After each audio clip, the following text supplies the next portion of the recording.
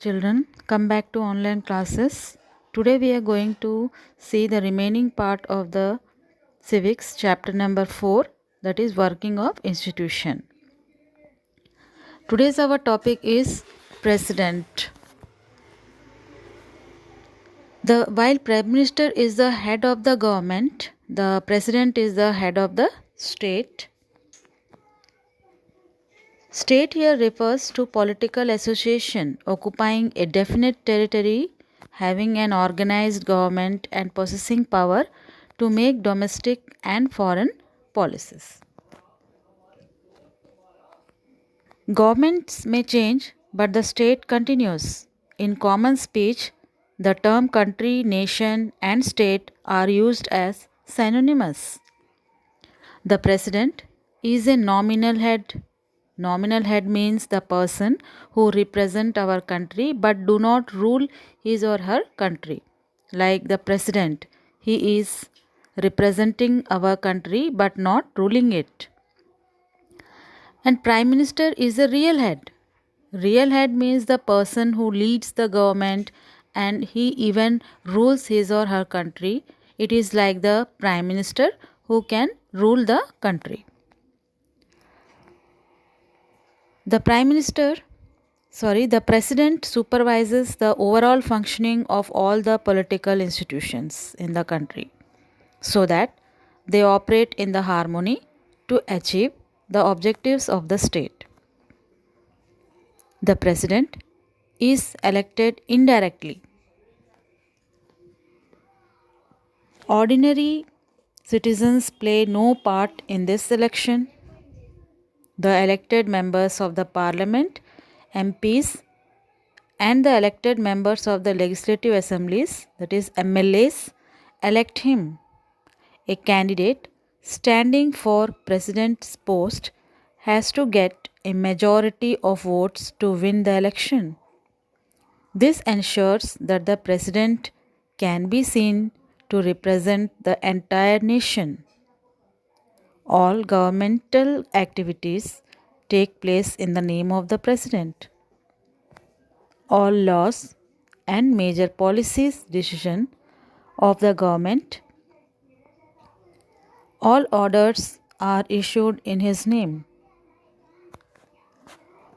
All major appointments are made in the name of the president.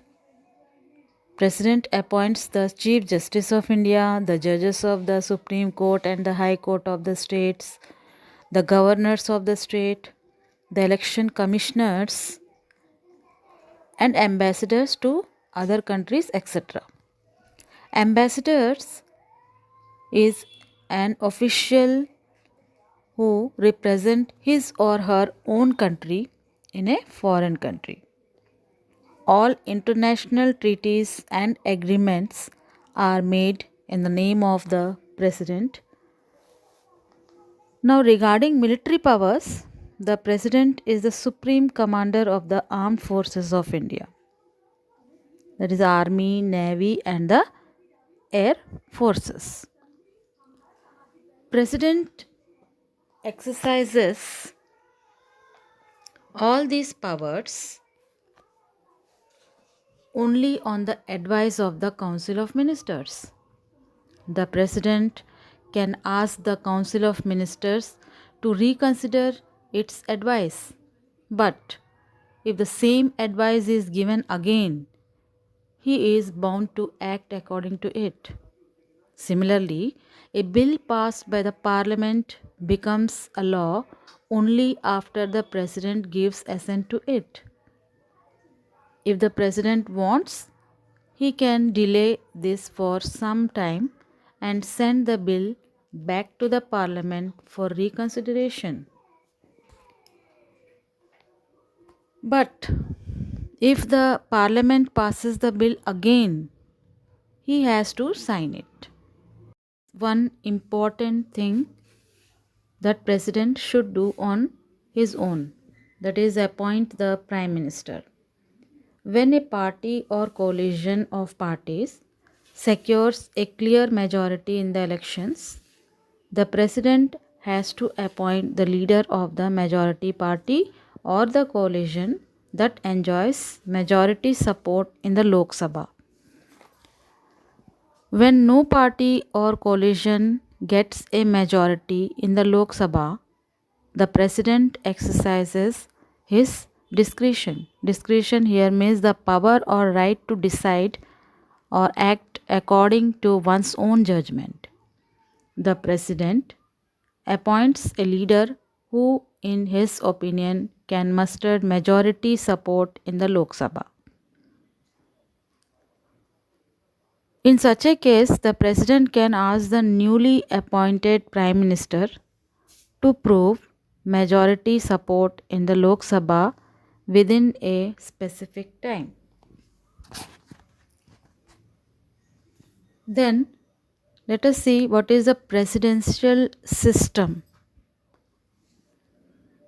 Presidents all over the world are not always nominal executives like the President of India.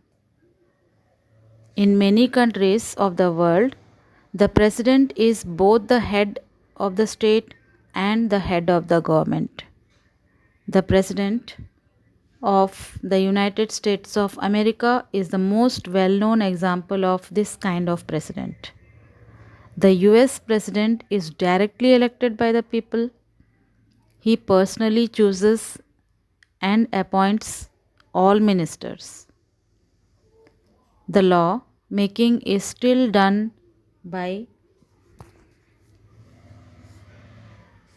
the legislature called the Congress in the USA, called the Congress in the US, but the president can veto any law. Most importantly, the president does not need the support of the majority of members in the Congress, and neither is he answerable to them. He has a fixed tenure of 4 years and completes it even if his party does not have a majority in the Congress. This model is followed in most of the countries of Latin America and many of the ex-Soviet Union countries. Given the centrality of the president, this system of government is called the presidential form of government. In countries like ours that follow the British model, the parliament is supreme. Therefore, our system is called the parliamentary system of government. So children, now let us see what all topics we have completed till now. We have completed the topic about how is a major policy decision taken, the decision makers. Then the next topic we have studied about the need for political institutions. Then about parliament. Why do we need a parliament also we have seen. Then two houses of parliament, that is Lok Sabha and Rajya Sabha also we have studied. Then about political executives we have learned, that is political and permanent executive difference also we have seen. Then we have seen in previous class only Prime Minister and Council of Ministers. Then next powers of the Prime Minister also we have seen. And the next today's topic was the President. We have seen about the powers and functions of the President of India.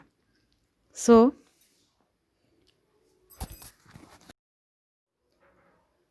in the next class we will see the topic the judiciary. Thank you children.